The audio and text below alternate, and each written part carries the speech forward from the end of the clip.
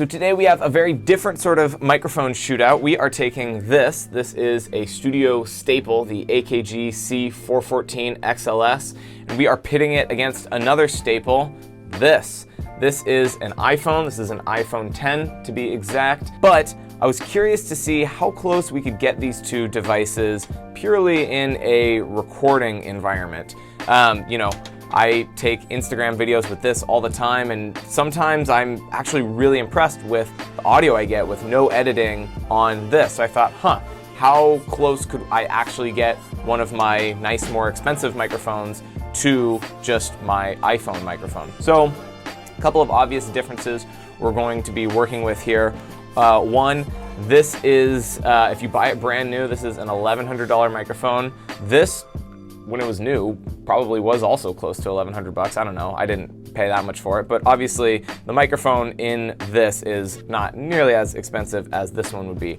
We're working with this guy that has a large diaphragm there, and then this guy, you can't even see it, but the microphone, wherever it is tiny, tiny, tiny. So that's gonna be a big difference right off the bat.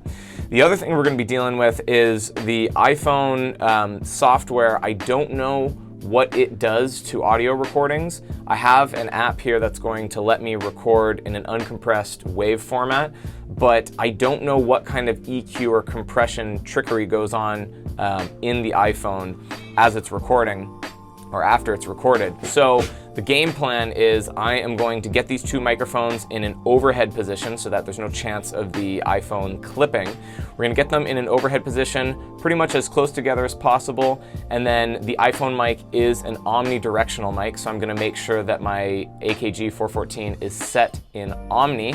I'm gonna record, and then I'm going to put them both into Pro Tools. I'm going to kind of mix the 414 how I normally would, put some EQ and compression and that sort of thing on it.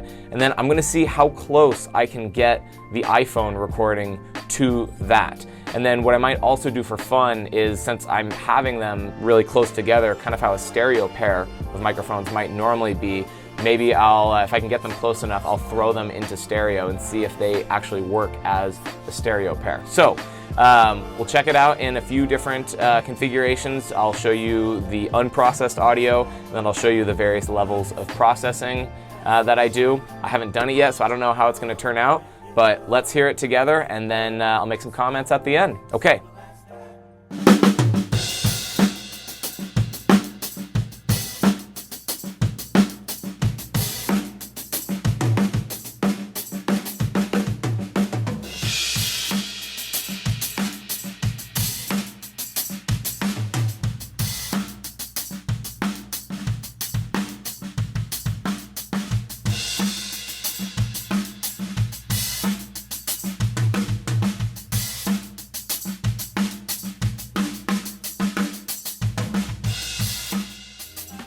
So a couple things I noticed right off the bat. First of all, the iPhone audio on its own, it definitely sounds like there's some compression going on. So what this meant is that on its own, to my ears at least, the kick felt way fatter, and like overall the entire drum set sounded way fatter and punchier in the iPhone recording, just straight out of the phone with no processing.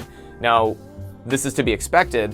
The 414 is a microphone that you would want to be relatively flat and neutral, and you'd want to be able to push it in any direction you want, whereas the compression and whatever's being done to the iPhone recording is kind of already baked in. So if that's not the sound that you want, you're kind of stuck with it.